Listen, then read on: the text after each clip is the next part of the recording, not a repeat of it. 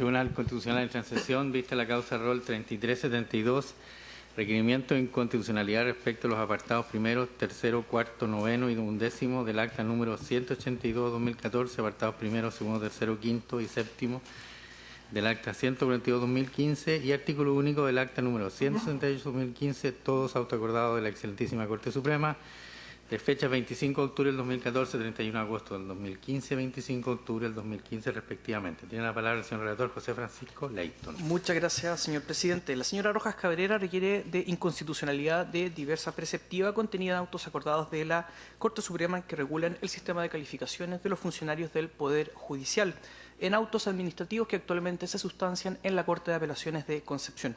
El requerimiento de estos autos fue admitido a trámite con fecha 2 de marzo de 2017 a foja 125, oportunidad procesal en que se dispuso la suspensión del procedimiento administrativo que se sigue ante el Tribunal de Alzada de Concepción.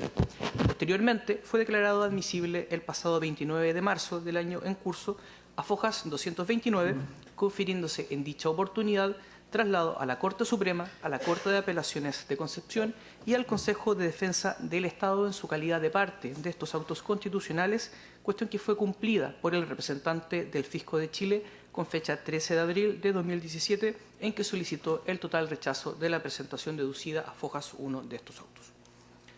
En cuanto a la gestión pendiente en que incidiría el requerimiento de inconstitucionalidad planteado por la actora, esta comenta que en el año 2004, desde el año 2004, ostenta el cargo de oficial primero titular del Juzgado de Letras y Garantía de Cabrero, siendo calificada en lista sobresaliente en sucesivas evaluaciones. Más hace presente que habría cometido un error, consistente en salir de su lugar de trabajo para rendir pruebas en la Academia Judicial, por lo que fue sancionada por censura por escrito por el fiscal instructor, anotación elevada luego a suspensión de funciones por 2 meses con goce de medio sueldo por la Corte de Apelaciones de Concepción, en una medida finalmente confirmada por la Corte Suprema. Al ser incluida por error en lista deficiente, se ha generado como consecuencia abunda su expulsión del Poder Judicial, implicando un doble juzgamiento, dado que su remoción no obedecería a un procedimiento racional y justo. Lo anterior señala en un proceso sancionatorio que fue tramitado de conformidad precisamente con la preceptiva de los autos acordados que viene a solicitar su declaración como contrarios a la Carta Fundamental. A dicho respecto, agrega que desde el año 2007 se regía en el Poder Judicial un sistema de calificaciones que se basaba en la preceptiva de lo dispuesto en el Código Orgánico de Tribunales, correspondiendo siempre al órgano calificador competente la evaluación e inclusión del funcionario en la lista pertinente, en conformidad siempre con su hoja de vida funcionaria. Luego, de 2009 a 2011, se instauró a través de auto acordado la implementación de un sistema de calificaciones con precalificaciones y votación por vía computacional en que el órgano competente no podía asignar la lista de conformidad a la ley.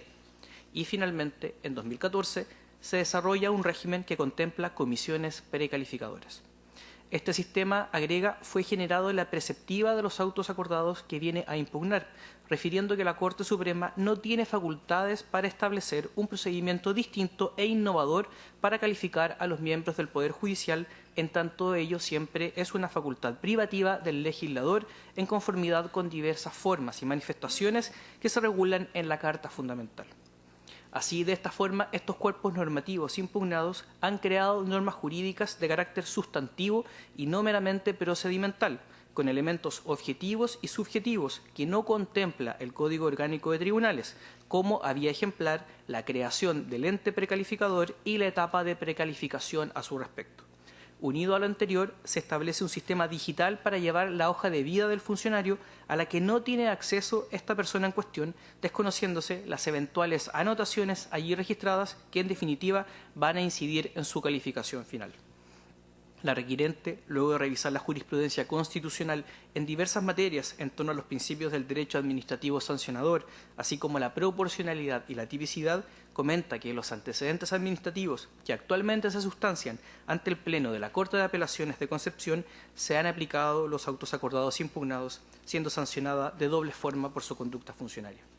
De esta forma, refiere que en proceso de noviembre de 2016 fue calificada con nota 6.7 en lista deficiente 2016, notificada en diciembre del mismo año, apelando por dicha asignación de lista, dado que dicho error le ha acarreado la expulsión en definitiva del Poder Judicial, implicando a todas luces un doble juzgamiento en virtud de una sentencia que no forma parte de un proceso legalmente tramitado y menos que puede ser considerado como racional y justo de conformidad a los mandatos de la Carta Fundamental. Agrega que si bien su recurso de apelación a dicha decisión fue declarado inadmisible, este solo fue fallado parcialmente, ya que no ha sido resuelta la reposición en contra de esta declaración parcial. Abunda en señalar que la Corte de Apelaciones de Concepción se ha apartado del debido proceso, no ha reconocido su derecho al recurso como garantía del debido proceso legal en autos tramitados en cuenta, sin bilateralidad de la audiencia, desconociéndose la fecha en que se ha adoptado el acuerdo del caso, manteniendo así una expectación que no se condice con la dignidad a que todo ser humano tiene derecho. Por lo anterior, solicita la declaración de inconstitucionalidad de la preceptiva ya enunciada por contravenir, refiere, los artículos 1º, inciso 1º, 8º, inciso 2º, 19, numeral 3º, inciso 6º, así como el artículo 5º, inciso 2º de la Carta Fundamental en relación a este último con lo dispuesto en los artículos 8.1 y 8.2 de la Convención Americana sobre Derechos Humanos y segundo, 14, numerales 1 y 7 del Pacto de Derechos Civiles y Políticos. A su turno, en su traslado de fondo, el Consejo de Defensa del Estado, en representación del Fisco de Chile, formula observaciones de fondo solicitando que el libelo sea desestimado en todas sus partes. En su presentación, sostiene que la actora, hasta el año 2014, fue calificada en lista sobresaliente y en dicho año en lista muy buena para, en definitiva, en el año 2016, ser incluida en lista deficiente. Agrega que en el año 2014 la señora Rojas recibió la aplicación de la medida disciplinaria de amonestación privada por negligencia en el cumplimiento de sus deberes y en 2016 la Corte Suprema conoció de las medidas disciplinarias de censura por escrito y suspensión de funciones por 2 meses aplicadas a su respecto con goce de media remuneración, ello también por infracción a los deberes de responsabilidad institucional y ausentarse indebidamente del tribunal en que prestaba sus funciones ordinarias. Dichas medidas fueron confirmadas por la Corte Suprema en julio del año 2016, siendo rechazada también en dicha oportunidad la reconsideración que intentó la actora en septiembre del mismo año. La medida de suspensión de funciones fue ordenada a ser tenida por cumplida por la Corte de Apelaciones de Concepción en agosto de 2016, ordenando la notificación pertinente a la funcionaria. Si bien, agrega, el Código Orgánico de Tribunales no contempla que ello sea practicado personalmente y tratándose de una medida dispuesta por dicho tribunal, el Consejo de Defensa del Estado agrega que ello puede desprenderse del conocimiento personal de la señora Rojas de dicha resolución, así como de la reconsideración que intentara en que conoció el contenido de dicha resolución confirmatoria de la medida disciplinaria ya anotada. A partir de dicha data, agosto de 2017, la señora Rojas estuvo ausente en diversas fechas de sus funciones ordinarias, siendo notificada finalmente de manera personal por lo decretado por la Corte de Apelaciones de Concepción en enero del presente año. Por ello pretende ahora que la medida de suspensión de funciones sea dejada fuera del año calificatorio 2016, comprensivo del periodo que media noviembre 2015 a octubre 2016. Así, agrega, viene a recurrir a esta magistratura alegando el carácter contrario a la Carta Fundamental de la preceptiva contenida en los autos acordados que fundamentan el sistema de calificaciones por el que en definitiva ha sido sancionada. A dicho respecto, el Consejo expone que estos se ajustan a la Constitución, no se vulneran los principios del debido proceso o la igualdad ante la ley, buscando profundizar, complementar y regular la aplicación práctica del sistema de calificación de los funcionarios del Poder Judicial a través de procedimientos objetivos, racionales y justos. Agrega que malamente la requirente puede sostener el carácter contrario a la Carta Fundamental de los ya aludidos cuerpos normativos, basándose en la inexistencia a su respecto de un sistema de precalificación, ya que sus calificaciones no fueron sujetas a la normativa que regula dicho acto, por lo que incluso la eventual declaración de inconstitucionalidad que solicita en nada influiría en las materias que son sustanciadas ante la Corte de Apelaciones de Concepción. La inclusión de la funcionaria en lista deficiente es por expreso mandato legal, esto es, la disposición contenida en el artículo 278, inciso 5 del Código Orgánico de Tribunales, cuestión derivada de la cantidad y entidad de las medidas disciplinarias registradas en su contra. Así ello no se debió a lo reglado de los autos acordados atacados, sino que al ordenamiento contenido en dicho cuerpo orgánico constitucional. Finalmente, hace presente que es necesario tener en consideración que si bien la requirente refiere vulneraciones al principio de igualdad ante la ley, se limita solo a enunciarlo, desarrollar su doctrina y reproducir jurisprudencia de esta magistratura, pero no profundiza en la forma en que se materializaría su contravención en contraste con los cuerpos normativos que viene a reprochar a esta magistratura. Y finalmente, en cuanto a la alegada vulneración al principio non bis in idem, no puede alegarse en derecho que, del hecho de registrar la señora Rojas 2 sanciones disciplinarias, una de las cuales constituye suspensión del cargo y quede incluida en lista deficiente, trayendo aparejada su remoción del Poder Judicial, se ha transgredido necesariamente dicho principio. Ello no constituye una doble sanción, sino que por el contrario, al no cumplir la funcionaria con los estándares necesarios para permanecer en lista sobresaliente y debiendo velarse siempre por la eficiencia y eficacia de las instituciones, ha sido la propia ley la encargada de regular que ella sea apartada del servicio como una causal de inhabilidad sobreviniente basada siempre en hechos objetivos. Por estas consideraciones, el Consejo de Defensa del Estado solicita el rechazo del libelo deducido. Concluye señalando, señor presidente, que se han anotado en forma para alegar en la vista del día de hoy las partes que constan en estos autos constitucionales. Muy bien, muchas gracias. Por la requirente, entonces, alega la abogada Claudia Rojas, hasta por 30 minutos. Tiene la palabra. Muchas gracias, señor presidente. Con la venida de este excelentísimo tribunal, vengo a alegar el fondo de esta cuestión de control de constitucionalidad de los autos acordados que he promovido por mí, solicitando desde ya se dé lugar al requerimiento en todas sus partes en la forma que se ha planteado en el texto escrito. Ahora bien, para no extenderme en mi exposición y entendiendo la enorme labor que desarrolla este excelentísimo tribunal, me voy a referir a los aspectos más importantes y más relevantes de mi requerimiento. En efecto, esta parte se ha alzado en contra de los autos acordados ya mencionados, que regulan el proceso de calificaciones de los funcionarios del Poder Judicial ante el silencio y la poca eficacia que se le reconoce al sistema reglado de calificaciones en el Código Orgánico de Tribunales. En el parecer de la excelentísima Corte Suprema, este no permite cumplir con la finalidad propia de establecer herramientas de desempeño laboral, a establecer el nivel de eficiencia del personal durante un determinado periodo de tiempo. Y además porque el actual sistema de calificaciones ha sido objeto de críticas tanto a nivel interno como externo. Las primeras derivan desde las propias entrañas del Poder Judicial, toda vez que ellos insisten en la necesidad de implementar con una nueva normativa sobre esta materia. El actual sistema, sostiene la Corte Suprema, para dictar estos autos acordados, se ha revelado ineficaz en la excesiva carga de trabajo que demanda a los entes calificadores y habla también de su poca inutilidad. Ahora bien, se percibe como una facultad que se ejerce de forma poco transparente, tanto a nivel interno como externo.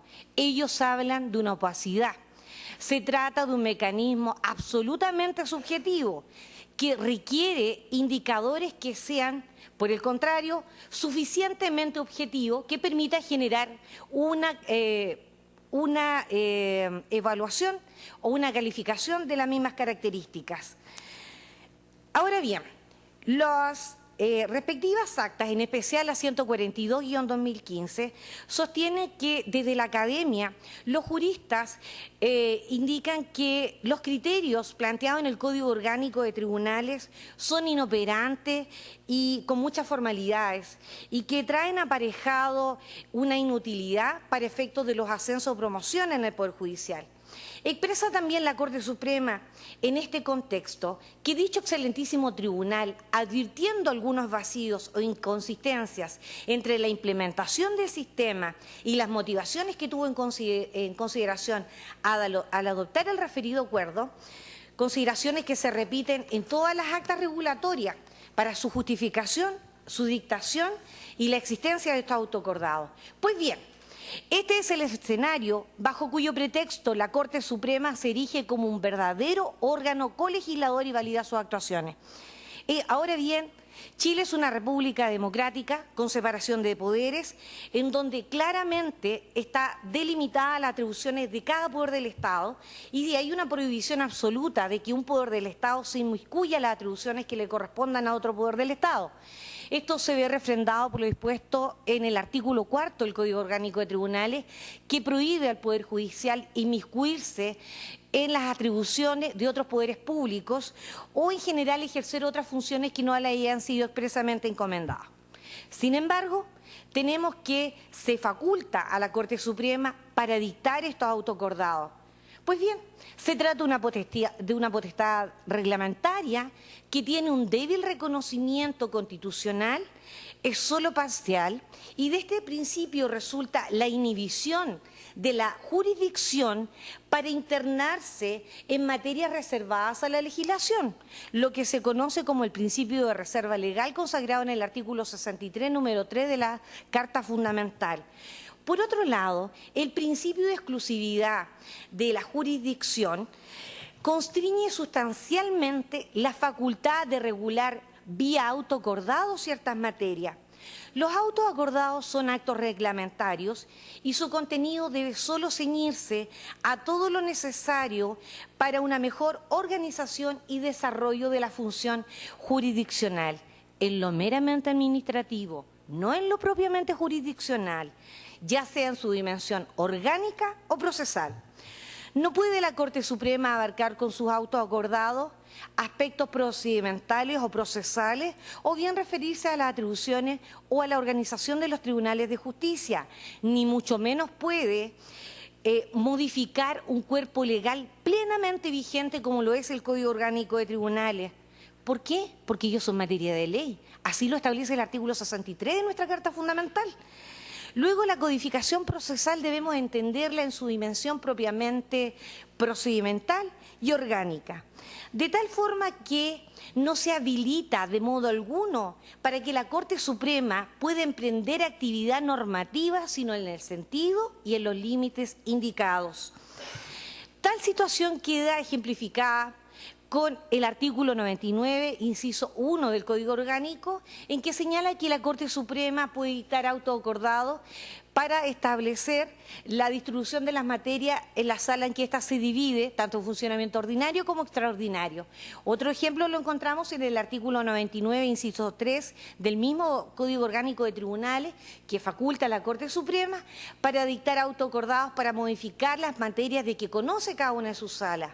Y finalmente otro ejemplo lo da el propio Código Orgánico en el artículo 100, que faculta a la Corte Suprema para dictar un auto acordado para prevenir el consumo de psicotrópicos, sustancias, estupefacientes o drogas por parte de los funcionarios del Poder Judicial.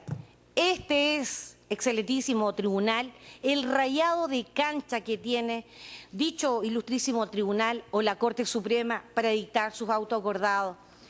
Recordemos que el legislador es el único que puede afectar los derechos fundamentales, lo que está consagrado en el artículo 19, número 16 de la Constitución Política, en la medida que la Constitución permita regular o complementar derechos fundamentales o autoriza a limitarlos. ¿Quién puede hacer eso? Solo el legislador, respetando en todo caso su contenido esencial. En esta materia de la Corte Suprema, de dictar autoacordados en régimen de calificaciones, innova en la regulación del sistema establecido en el Código Orgánico de Tribunales, reemplazando la labor del legislador. Esto lo realiza a modo de ejemplo, creando una instancia de precalificación, creando un órgano precalificador, estableciendo presunciones de desempeño, incluso hasta unos factores que en primera instancia se fijó en la nota de 6,5, en la actualidad es de 6,7. Y en el caso que me atañe, volviendo nuevamente a considerar sanciones disciplinarias firmes y ejecutoriadas, nuevamente para los efectos de rebajarme, de disminuir la evaluación, mi evaluación, aun cuando se trate de hechos que quedan fuera del periodo examinado, como claramente se acredita del certificado expedido por el secretario de la Ilustrísima Corte de Apelaciones, que señala que la medida disciplinaria de suspensión de funciones que me fue impuesta en los antecedentes administrativos 1261-2015 al 25 de noviembre del 2016, aún se encuentra pendiente notificación personal a mí en mi calidad de sumariada. Por lo tanto, no ha podido ser considerada en el periodo examinado, comprendido entre el 1 de noviembre del año 2015 y el 31 de octubre del 2016. Documento indubitado, así lo sostiene el ministro de Fe de dicho ilustrísimo tribunal. Documento indubitado, no objetado por el Consejo de Defensa del Estado, corroborado y ratificado mi dicho además con los atestados de la secretaria subrogante de la Ilustrísima Corte de Apelaciones, en que da cuenta que con fecha 16 de diciembre del 2016 me fue notificada la antedicha medida disciplinaria de suspensión de funciones, y luego con fecha 11 de enero del 2017 por una advertencia, un defecto procesal que advirtió la relatora de pleno de dicho ilustrísimo tribunal, se me lleva a la presencia del secretario de la Corte de Apelaciones de Concepción para que se me notifique el cúmplase. Toda esta cadena de errores de las que nadie quiso hacerse cargo, tanto a nivel administrativo como judicial, desencadenó en que se me incluyera en lista deficiente a pesar de contar con una nota de 6,7, lo que en concepto de los apartados constituye presunción de correcto desempeño. Todo esto constituye un triple juzgamiento, desde que primero se me sanciona con la suspensión de funciones, segundo se considera mi sanción para efectos de rebajar la calificación a un 6,7, antes siempre ostenté la nota de 7, y tercero que ahora se me incluye en lista deficiente, haciéndome acreedora de la eventual remoción de mi cargo. Debo ser presente con mucho énfasis en que no puede haber una sanción de la más alta envergadura en contra de un funcionario público que por lo demás no está contemplada en el Código Orgánico como tal, puesto que las sanciones se encuentran expresamente descritas en el artículo 537 tratándose el escalafón de empleado del Poder Judicial al que pertenezco, y en dicho catálogo no existe la remoción como sanción, lo que a todas luces constituye una ilegalidad.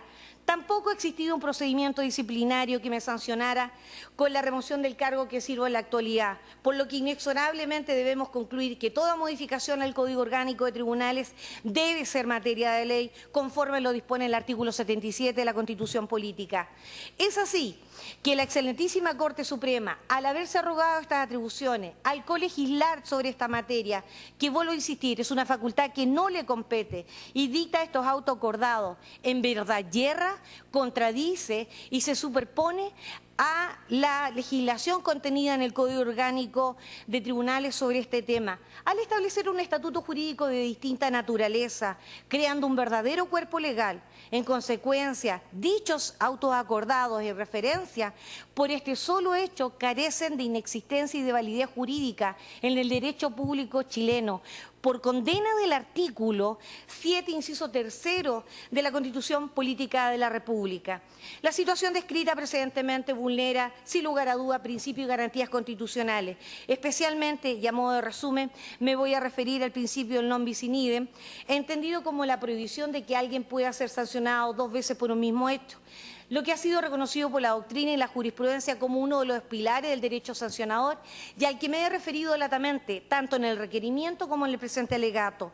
En segundo término, al debido proceso. En efecto, la calificación en lista deficiente, como así también la eventual remoción de mi cargo, no será consecuencia de un procedimiento racional y justo, ni mucho menos corresponderá a una sentencia a la que se haya arribado producto de un proceso, sino lo será por mandato de esta norma extralegal o por mandato de los apartados de las disposiciones de estos autos acordados materia de mi reproche. No puede entenderse que habiendo sido notificada con nota 6,7, ahora se me pretenda, además, volver a sancionar incorporándome a lista deficiente. Carecería de sentido el hecho que se me haya evaluado.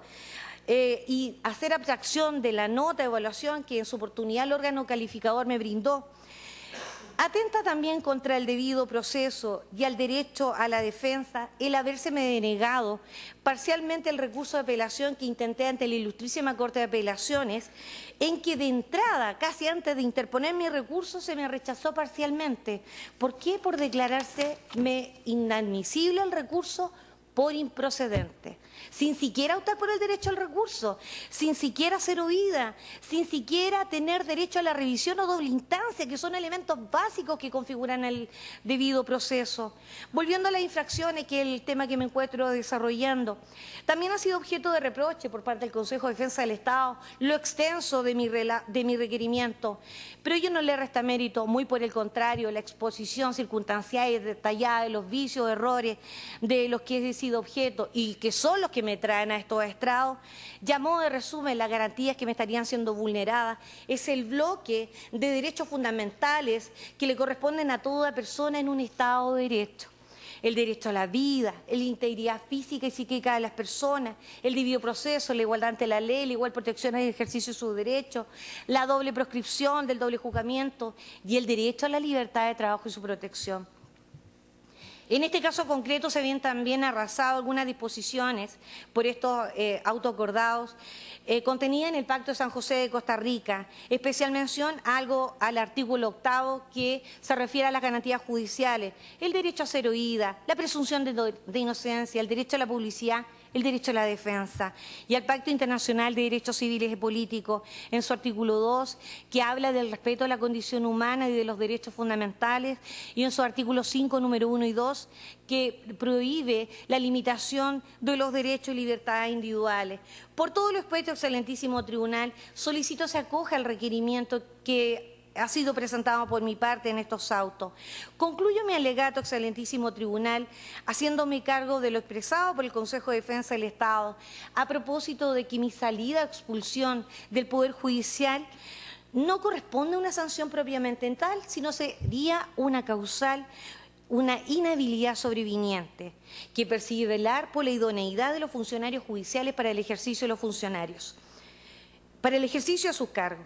Dicha preocupación por mi desempeño me parece loable, aunque con un criterio sesgado y malintencionado, pues quien conoce el trabajo que se desarrolla en tribunales, en zonas rurales y no en las grandes urbes, donde existe un horario de trabajo extenso, más allá del establecido legalmente, donde se sabe que se ingresa a las 8 de la mañana, sin embargo se desconoce la hora de la salida.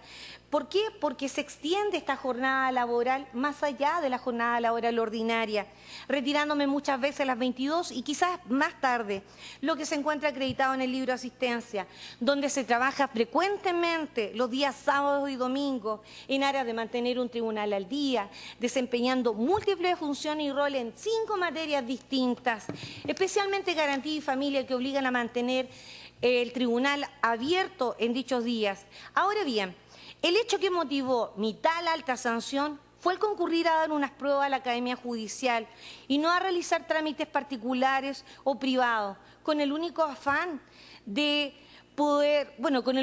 superación y de beneficiar el ejercicio de la judicatura, de tal suerte que fui tan severamente sancionada por no tener un blindaje tal vez político, por no tener un apellido abolengo o por no efectuar un lobby que me protegiera tal sanción. Por lo que dicho estamento, y me refiero al Consejo de Defensa del Estado, debiera predicar con el ejemplo, al mantener en su fila a quienes verdaderamente carecen de idoneidad profesional y son fuertemente cuestionados por la opinión pública al verse involucrados en actos que verdaderamente repugnan a la sociedad toda y sin embargo permanecen en sus altos cargos sin siquiera ser investigados. Ahí es donde el Consejo de Defensa del Estado debe instar por la probidad administrativa y por el alto desempeño y lo intachable de la conducta de sus funcionarios. ¿Sabe por qué?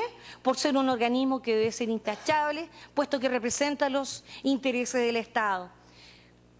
Como me quedan un par de minutos, quisiera referirme, por otro lado, a que no existe igualdad de armas. Soy una funcionaria judicial de un tribunal rural versus el aparaje estatal. 2, soy la única funcionaria a nivel nacional que se ha alzado en contra de la Corte Suprema y en especial de la Corte de Apelaciones de Concepción, que es un tribunal muy particular respecto a otras cortes. 3, los funcionarios judiciales somos los únicos ciudadanos que carecemos de protección de nuestros derechos. Finalmente, ya que el tiempo, a Dios gracias, me acompaña, quiero decir lo siguiente. El acta 142-2015 En su apartado 10º dice, en cuanto a la vigencia, la aplicación del sistema de calificaciones regulado en el presente documento comenzará a regir el año 2015. No me hablen entonces que no está anulando el proceso que se contempla en el Código Orgánico. Por otra parte, los propios miembros o integrantes o ministros de la Corte Suprema dicen que, no obstante estar consciente de las graves deficiencias del actual sistema de calificaciones, en su entender, estas propuestas vulneran notoriamente las orientaciones básicas del sistema legal vigente y porque no asegura la prevalencia de criterios objetivos, circunstancia en la que no queda justificado innovar en el sentido que se postula. Otros incluso señalan que son de la opinión de suprimir la institución de la calificación por corresponder a una concepción constitucional y de la cosa pública hoy superada, y porque la experiencia ha demostrado la imposibilidad de reducir a esquemas de objetividad lo que es propio de toda apreciación, y por ello señalan tajantemente, mientras no se produzca esa derogación, son de parecer de mantener la regulación que en detalle contiene el Código Orgánico. Sin embargo, son votos disidentes y minoritarios. Ahora sí concluyo y dejo a disposición de vuestro ilustrísimo tribunal copia de la minuta de alegato. Muchas gracias, excelentísimas señorías. Gracias a usted. En segundo lugar, por el Consejo de Defensa del Estado, alega el consejero Juan Antonio Peribonio, hasta por 30 minutos. Tiene la palabra. Gracias, señor presidente. Con la venia de su señoría excelentísima, respetuosamente vengo a alegar el presente requerimiento de inconstitucionalidad, rol ingreso 3372, interpuesto por doña Claudia Rojas Cabrera, respecto de los artículos 1º, 3º, 4º, 9º y 11º del acta 182, artículos 1º, 2º, 5º y 7º del acta 142 y el considerando y artículo único del acta 178, todos autos acordados emitidos por la excelentísima Corte Suprema que establecen el régimen de calificación de los miembros del Poder Judicial y que están relacionados con los autos administrativos, rol de la Ilustrísima Corte de Apelaciones de Concepción 3562. Comparezco en representación del Estado de Chile y también de la excelentísima Corte Suprema, de acuerdo a lo previsto en la Ley Orgánica Constitucional del Consejo de Defensa del Estado, DFL número 1 del año 93 del Ministerio de Hacienda. Y con su venia, antes de entrar al fondo de lo que se discute en esta audiencia, tengo que necesariamente referirme a los aspectos de contexto preliminares que dan origen al presente requerimiento. Es importante que se establezca con claridad que la requirente, señora Rojas Cabrera, pretende declarar la inconstitucionalidad de estos artículos referidos a estos autos acordados, atentando expresamente contra la facultad que tiene la Corte Suprema de emitirlos en virtud del artículo 82 de la Constitución Política y el artículo 96, número 4 del Código Orgánico de Tribunales.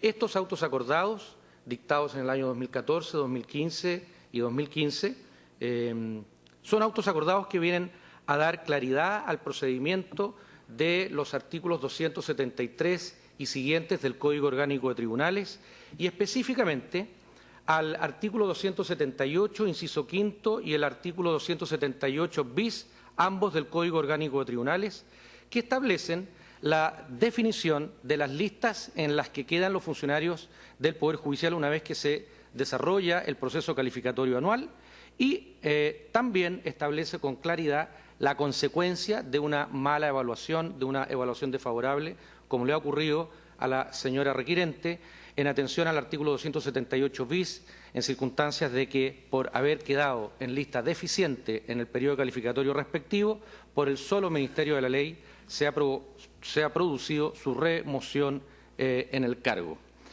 Las normas citadas, como digo, en estos autos acordados, complementan las disposiciones generales que están establecidas en la ley. Sirven de orientación a las autoridades del Poder Judicial para poder llevar a cabo el proceso de calificación del desempeño de sus funcionarios. Contemplan una regulación más detallada de estas materias relativas a la Administración, con criterios objetivos, con el propósito de disminuir la discrecionalidad estableciendo condiciones de mayor certeza e igualdad precisamente para los propios funcionarios que son objeto de las calificaciones. Se objeta la constitucionalidad del proceso de calificación anual en virtud de normas que están establecidas en el Código Orgánico de Tribunales, pero se objeta la constitucionalidad de los autos acordados. Hay que señalarlo, es importante, son procesos calificatorios que todos los funcionarios públicos de nuestro país tienen. Son funcionarios que por expresa disposición del Estatuto Administrativo lo hacen y que no están exentos ninguno de los órganos públicos. De hecho, este propio excelentísimo tribunal tiene su propio auto acordado que determina la forma de calificar a los funcionarios del mismo tribunal, haciendo una remisión a través del artículo 161 de su ley orgánica a una norma supletoria de las normas del Poder Judicial en caso de silencio de los aspectos relativos al procedimiento. Por lo tanto, todos los funcionarios públicos de nuestro país tienen un proceso calificatorio y, por lo tanto, no existe y, en consecuencia, no existe infracción a la Constitución, específicamente en relación a los principios de igualdad ante la ley y del debido proceso. Ahora bien, en relación al error con el cual se dio inicio al proceso al proceso disciplinario que hizo mención, en primer lugar, el señor relator y posteriormente la requirente, en realidad lo que ocurre, su señoría excelentísima, es que en el periodo calificatorio la señora requirente fue calificada en lista deficiente. ¿Y por qué razón? Porque en el periodo tiene dos anotaciones. En virtud del artículo 278 del Código Orgánico de Tribunales, cuando se tienen tres anotaciones en el mismo periodo, o dos o más, y una de estas es suspensión de funciones, automáticamente ese funcionario queda en lista deficiente. Lo mismo ocurre, por ejemplo, con el propio reglamento de calificación de este excelentísimo tribunal que contempla la lista de eliminación, la lista 4. Y, por lo tanto, ¿cuáles son los hechos que dan origen a esta situación? Ella lo señala como un error, pero hay que señalar como hecho objetivo la causa es que se ausenta sin autorización formal escrita. Como todos sabemos, y especialmente ella en su calidad de abogado, para ausentarse de sus labores de trabajo tiene que pedir una autorización y esperar una resolución formal escrita concediéndola, ya sea a través de un permiso, una licencia, un feriado. Sin embargo, esto no ocurrió. Se determinó que el día 3 de abril, 14 de mayo, 15 de mayo y 11 de noviembre se ausenta sin ninguna causa justificada a sus labores de trabajo en el tribunal, concurriendo, como se señaló, a rendir exámenes de conocimiento ante la Academia Judicial y el día 14 y 15 hace lo propio respecto al examen psicométrico y que lo realiza en la ciudad de Santiago. Posteriormente, en el mes de noviembre, lo realiza también en la ciudad de Concepción. Son 4 días que se ausenta de su trabajo, pero no es lo único. Estamos en presencia de que además se oculta dicha inasistencia. ¿Por qué razón? Porque no se menciona, no se deja registro alguno de dicha inasistencia, pero más grave aún es que se pretende entregar información falsa por la concurrencia con posterioridad al lugar de trabajo en donde aparece autorizando en su calidad de ministro de Fe, porque a la sazón en esa época se desempeñaba la requirente como secretaria subrogante, autorizando, como digo, los estados diarios de aquellos días y certificando y autorizando las numerosas resoluciones que se dictan en ese tribunal. Como ustedes muy bien saben, estamos hablando de un tribunal de jurisdicción múltiple, jurisdicción común, juzgado de letras, de garantía y familia. Son numerosísimas resoluciones, sentencias que autorizó la requirente en su calidad de ministro de Fe en circunstancias que ella no se encontraba en el lugar de trabajo y, por lo tanto, se falseó dicha realidad y se registró información falsa. En razón de ello es que se abre este proceso disciplinario ante la Ilustrísima Corte de Apelaciones de Concepción y, paralelamente, se abre un proceso penal. Se presenta una querella ante los tribunales de garantía, causa que actualmente se está investigando a través del RUC 140, 125, 78, 85 de la Fiscalía de Yumbel por el delito de falsificación de instrumento público. Sin embargo, además hay que agregar que, producto de esta investigación interna llevada a cabo por la Corte de Apelaciones de Concepción y por la cual se le aplicó la sanción de suspensión de funciones, se deriva una segunda arista, una nueva investigación producto de las propias declaraciones, en este caso de la imputada y requirente. Se abre la investigación rol 1396 del 2015, pero esta vez a través de una constatación distinta, que consiste en que la requirente además certificó la asistencia a sus labores de trabajo de otra funcionaria del tribunal de nombre Marianela Garrido, para que ésta obtuviera íntegramente el pago de sus sueldos correspondiente a los meses de septiembre y octubre del año 2013, en circunstancia de que se acreditó a través de la certificación del Departamento Internacional, del Departamento de Policía Internacional, de la Policía de Investigaciones, que dicha funcionaria, Marianela Garrido, se encontraba en Estados Unidos entre los días 23 de septiembre y 3 de octubre, fechas entonces en donde la requirente certifica su asistencia a las labores y se permite con ello el pago íntegro de su sueldo. Esa circunstancia deriva en una segunda querella presentada en contra de las funcionarias indicadas y dentro de las cuales se incluye la requirente, que consiste en hacer presente la comisión eventual de los delitos de falsificación de instrumento público y también la de obtención fraudulenta de prestaciones fiscales en calidad de coautora este último delito.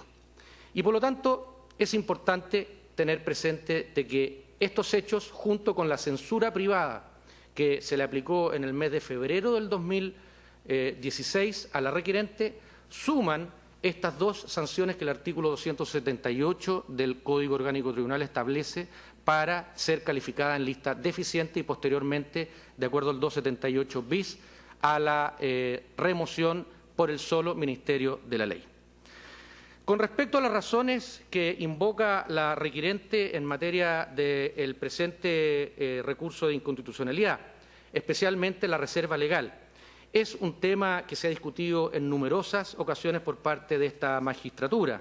Se señala que no tendría la Corte Suprema facultades para dictar autos acordados. La Corte Suprema estaría actuando fuera de la Constitución. Dice la requirente que sería una especie de suplantación del Poder Legislativo.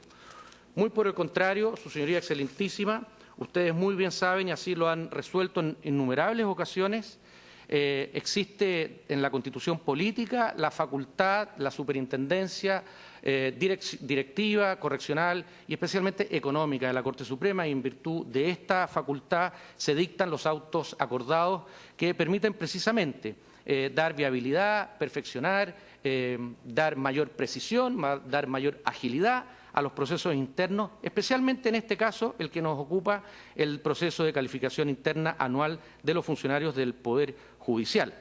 Esta tesis y esta doctrina ha sido ratificada por el Tribunal Constitucional en innumerables ocasiones y ya es una práctica continua e invariable. Se establece claramente el reconocimiento de la Constitución a partir de la Acta Constitucional número 3 del año 76, en donde se establece la facultad de dictar autos acordados y, de pronto, el artículo 96 del Código Orgánico de Tribunales.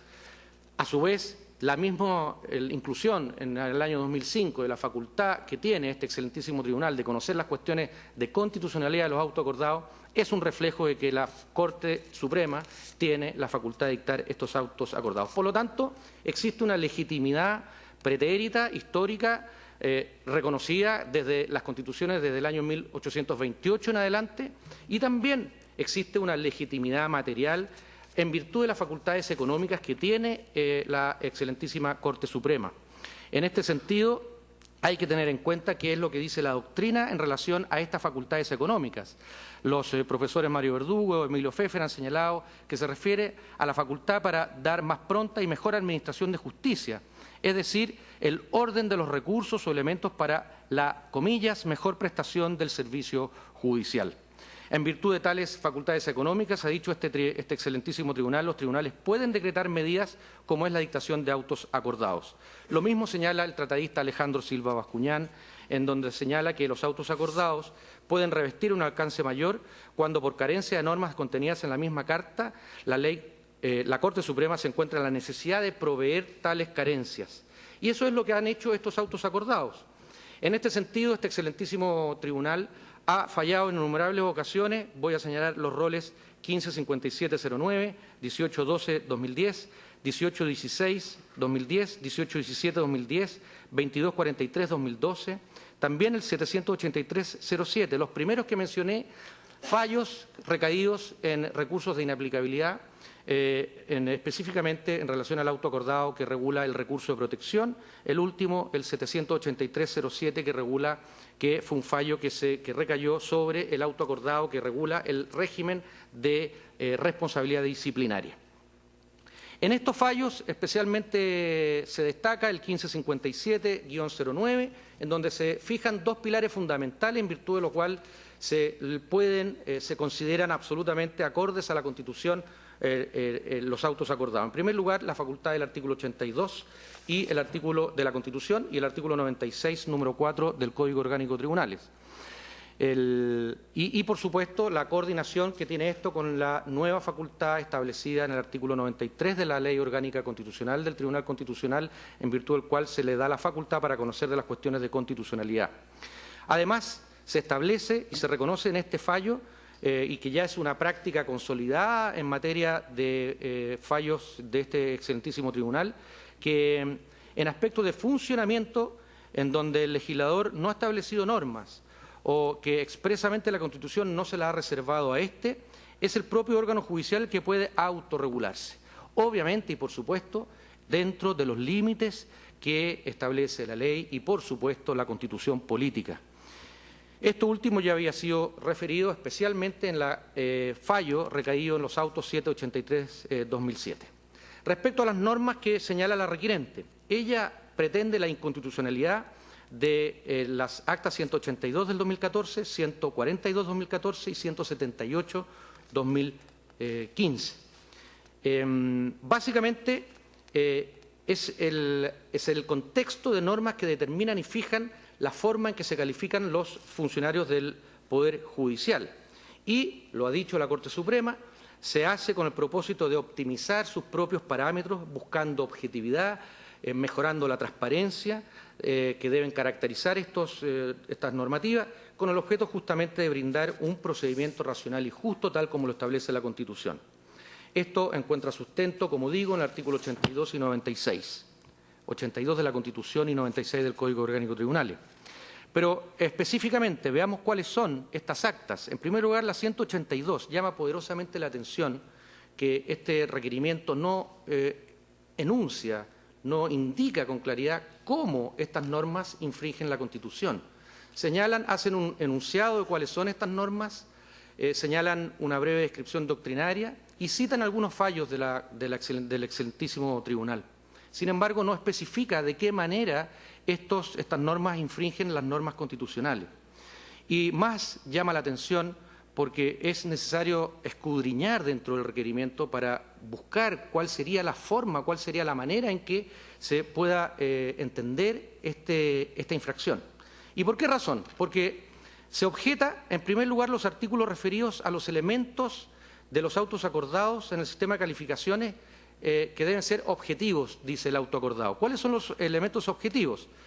Que se tiene que analizar la conducta funcionaria. Pues bien, conducta funcionaria que está regulada en el artículo 273 del Código Orgánico de Tribunales. Este auto acordado 182 habla del desempeño observado durante el periodo, obviamente, como debe ser y como corresponde a todos los funcionarios, y lo mismo repite el artículo 273, inciso primero, del COT, del Código Orgánico de Tribunales, en donde se regula el desempeño observado. También el antecedente objetivo en términos de las anotaciones practicadas en la hoja de vida. Obviamente, artículo 277, inciso quinto del COT, se establece que tiene que existir una hoja de vida y estos serán reservados.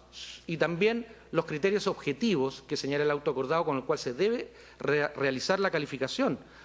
repite íntegramente lo que dice el Código Orgánico de Tribunales: criterios de responsabilidad, capacidad, conocimiento, iniciativa, eficiencia, afán de superación, relaciones humanas con respecto a la atención de público.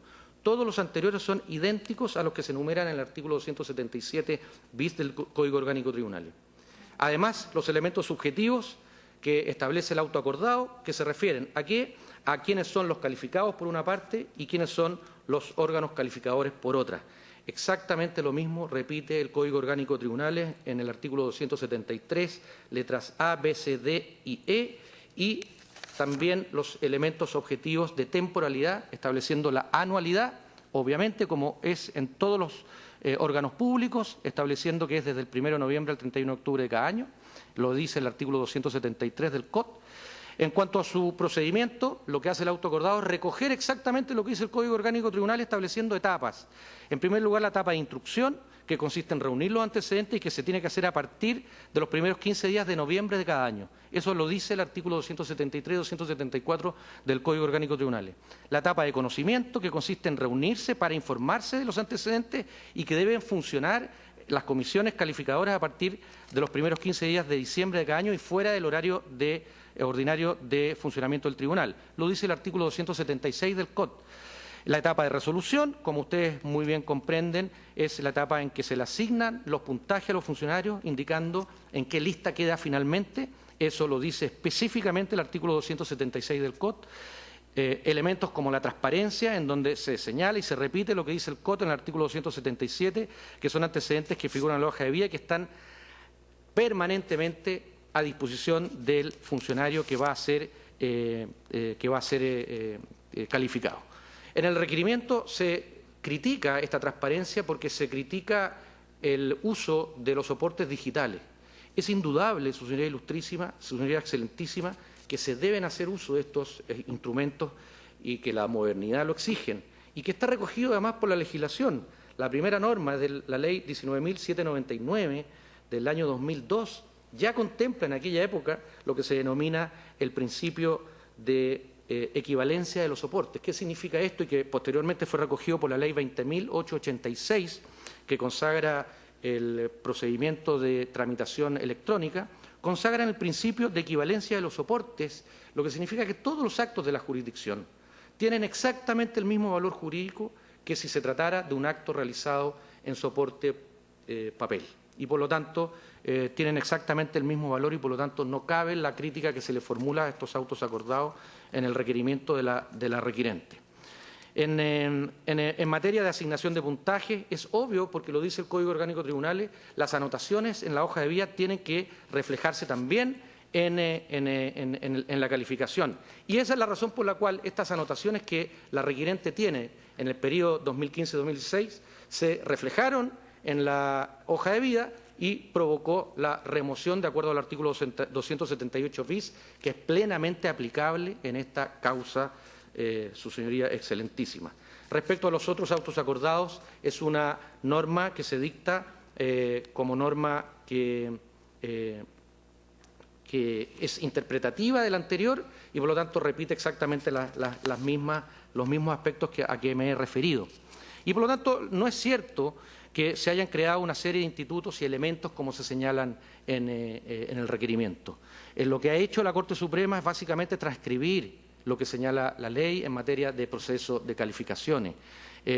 No hay nuevos elementos ni institutos y en cuanto a la precalificación se dice en forma expresa que es simplemente una propuesta sin efecto vinculante para las comisiones calificadoras. De hecho, el auto acordado 178 del 2015, que es interpretativo, lo dice en forma expresa, en el sentido de que el único instituto que puede realizar la calificación son las comisiones calificadoras. Respecto entonces a estos autoacordados, se aplica íntegramente la Constitución, se respeta la Constitución y por lo tanto no cabe más que rechazar el requerimiento. Y esto lo señaló este excelentísimo tribunal a propósito del análisis del autoacordado sobre la responsabilidad disciplinaria de los funcionarios del Poder Judicial.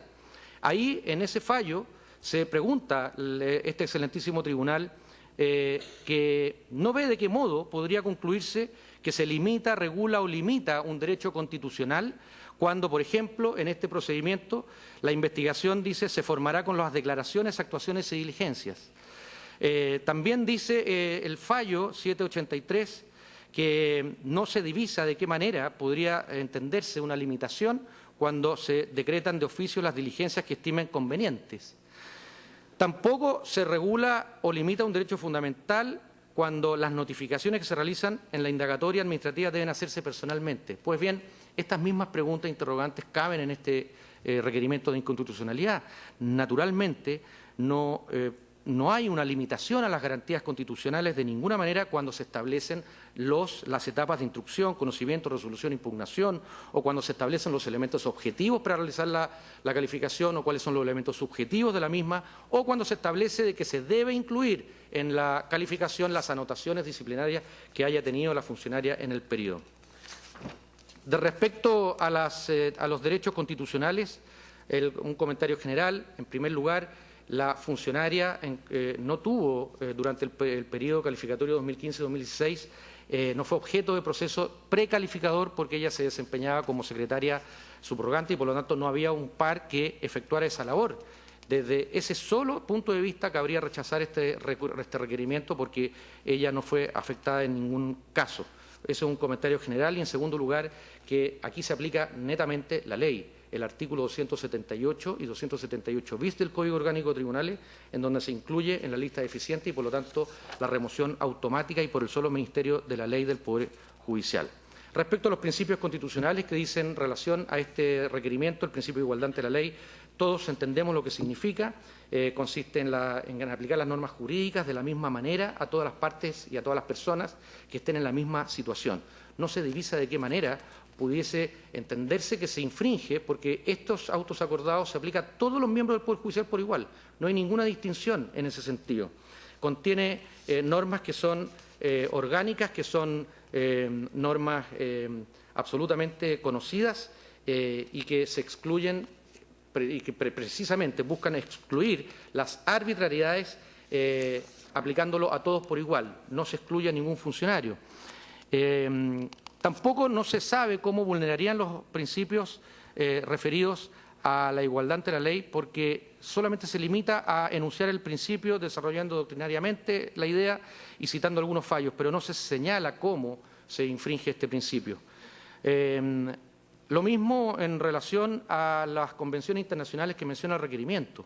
Entendemos que son instrumentos instrumentos que tienen rango legal y, por lo tanto, tampoco podemos hacer un análisis de estas convenciones, el Pacto Internacional de Derechos Civiles y Políticos y, por otra parte, la Convención Americana de Derechos Humanos, son normas de rango legal y, por lo tanto, tampoco podemos hacer la comparación en abstracto de que si efectivamente existe o no existe una infracción. Respecto al principio del debido proceso antes, en respecto a la igualdad ante la ley, se trata de funcionarios que tienen una relación estatutaria con el Poder Judicial, que acceden voluntariamente a ello. Es una relación que se sujeta en base a la doctrina de la sujeción especial de origen legal, de orden público, en donde debe primar el interés público en desmedro del interés particular. ¿Por qué? Porque está en juego el buen servicio judicial. Lo que persigue es precisamente regular el acceso al Poder Judicial y la permanencia en este. Por eso, respecto al principio del non bis in idem, obviamente yerra la requirente porque esta anotación no es una sanción. La suspensión de funciones fue una sanción aplicada producto de un proceso disciplinario. Esa es una sanción. Lo que ocurre posteriormente es que, por consecuencia de la ley, por un efecto desfavorable de esa calificación, un efecto desfavorable porque la funcionaria tiene dos sanciones, se cesa en el cargo, se remueve en el cargo por el solo Ministerio de la Ley. Necesariamente, para analizar el principio non bis in idem, se requieren dos sanciones para saber si exactamente se ha procedido o no a infringir dicho principio. Acá, al revés, estamos en presencia de una consecuencia legal, que es la remoción producto de la ley, y lo otro es la sanción propia del proceso disciplinario, que, unida a la otra sanción que tuvo la funcionaria en el mes de febrero del 2016, tiene como consecuencia la remoción por el solo Ministerio de la ley. Y por lo tanto hemos dicho en nuestro traslado que opera una especie de inhabilidad sobreviniente de la requirente, precisamente porque pierde uno de los requisitos, pierde una de las condiciones o capacidades para la permanencia en el Poder Judicial, que es precisamente lo que busca la Corte Suprema en la dictación de los autos acordados. Por último, señora Ilustrísima, no puedo dejar de mencionar lo que ha señalado la requirente. Rechazo categóricamente sus afirmaciones, las encuentro ofensivas para el organismo en el cual yo me desempeño. Creo que son absolutamente inapropiadas para señalarlas en esta audiencia. Son expresiones desafortunadas, incluso me atrevería a decir que son calumniosas y injuriosas, y por lo tanto me reservo el derecho de ejercer todas las acciones del caso. Para terminar, faltándome muy pocos minutos concedidos, voy a solicitar a este excelentísimo tribunal que, en virtud de todo lo expuesto, sea rechazado en todas sus partes íntegramente el requerimiento de inconstitucionalidad, aplicando, por cierto, el principio de la interpretación armónica, de la interpretación que siempre busca no utilizar la inconstitucionalidad, porque el requerimiento o la sanción de inconstitucionalidad es la última ratio en materia de normas que tienen aplicación general y que necesariamente, al ser derogadas del sistema, traen consigo innumerables consecuencias negativas. Naturalmente se desmorona todo el sistema de calificaciones en el evento en que se declarara esta inconstitucionalidad. En virtud de este principio de la interpretación conciliadora, solicito entonces que si existiese algún viso de inconstitucionalidad sea interpretado de tal manera de que no se declare la inconstitucionalidad de estos autos acordados que por de pronto, como ya lo he señalado, no afectan de ninguna manera los derechos constitucionales que pretende ser amagados por la requirente, especialmente la igualdad ante la ley, el debido proceso, ni tampoco el principio del non bis in idem. En atención de eso, entonces, solicito el rechazo en todas sus partes. Todo lo alegado, señor presidente. Bien, muchas gracias. ¿Alguna pregunta, señor ministro? Ministro Vázquez. Buenos días. Una pregunta dirigida a la abogada señora Rojas. Usted fue sancionada en varias oportunidades por aplicación de los procedimientos disciplinarios contenidos en los autos acordados correspondientes. De hecho, la reposición ante la Corte de Apelaciones es precisamente respecto de una de esas sanciones. De la suspensión de funciones, los antecedentes administrativos 1260. De la suspensión de funciones, efectivamente. De manera que aquí lo que me gustaría es que usted me explicara por qué, en definitiva, si lo que está, la cuestión, digamos, ¿no es cierto?, que usted trae acá es un tema disciplinario, ¿por qué no requirió de inaplicabilidad respecto de los autos acordados disciplinarios y no de los de calificación? Y en segundo lugar, para que me aclare también, la eventual medida o efectos que va a generar estas sanciones se encuentra contenida en una norma legal, en dos normas legales, en el artículo 278, inciso quinto, y en el 278 bis. ¿Por qué tampoco no requiere respecto de esos? O sea, ¿por qué requiere respecto de un tema que es de calificación, donde el vicio que usted pretende impugnar no se encuentra o no se encontraría en el procedimiento de calificación propiamente tal, los autoacordados, sino que más bien se encontraría en las normas legales? Y en segundo lugar, ¿por qué no requirió respecto de los autoacordados disciplinarios? Tiene la palabra. Bien, a ver, yo interpuse un requerimiento de inaplicabilidad respecto de los artículos 278, inciso quinto, y 278 bis, bajo el rol 3371 y en 2017 ante este excelentísimo tribunal, el que no prosperó lamentablemente en sede de admisibilidad. ¿Y por qué no recurrí antes respecto de los procesos disciplinarios? Bueno, aquí voy a ser muy clara y muy enfática en que la primera sanción que se me impuso fue de censura privada, por mantener discusiones con el juez en torno precisamente a que al interior del tribunal ocurrían situaciones absolutamente irregulares. Entonces, yo dije, ya, está bien, guardo silencio, he sido toda la vida muy oficialista, dije, me sancionó la Corte por tener discusiones con el magistrado, manda el magistrado. Porque él, en el fondo, sobre él es quien recaía la responsabilidad de otorgar estos permisos y de todas estas irregularidades que finalmente fueron, donde yo fui teniendo un efecto colateral, porque era oficial primero, no para tomar decisiones, para cualquier cosa, pero sí se me consideraba secretaria subrogante para sancionarme.